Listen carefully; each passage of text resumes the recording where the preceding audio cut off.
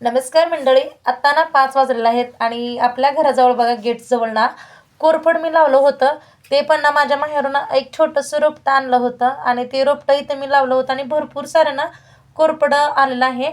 आणि कोरफड ना खूप आयुर्वेदिक आहे. आपण केसांना ते लावू शकतो आणि कोंडा वगैरे झाला ना केसातला आणि कोरफड लावल्यामुळे कोंडा निघू शकतो आणि आपल्या चेहऱ्यालाही पण लावू शकतो. चेहऱ्याला लावल्यामुळे ना एकदम असं सॉफ्ट असं चेहरा बनतो आणि त्याचे ना खूप म्हणजे खूप फायदे आहेत कोरफडचे. आणि ही कर्दळी ना आपोआपच आली आहे बरं का इथं. आणि जिथं जागा असं भुसभुशीत आणि उष्ण पण आहे इथली जागा म्हणून म्हणजे म्हणजे आपोआपच आले कर्दळ ही. आणि केळीची पानं कशी असतात ना तशीच पानं आहे त्या कर्दळीची. आणि ह्याला बघा लाल अशी फुलं लागलेली आहेत आणि बिया पण आहेत कर्दळीला. आणि ती बिया आहेत ना जिथं जखम झाली असते ना तिथं ती बिया लावतात म्हणे असं ऐकलंय मी पण. आणि हे बघा कोरफड तरी खूप म्हणजे खूप सुंदर आहे. आणि तुमच्याकडे जर ना कोरफड नसेल तर ना तुम्ही अवश्य कोरफड लावा. याचे खूप म्हणजे खूप फायदे आहेत.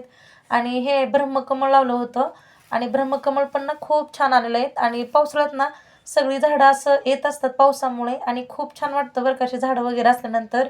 आणि व्हिडिओ आवडल्यास लाईक शेअर सबस्क्राईब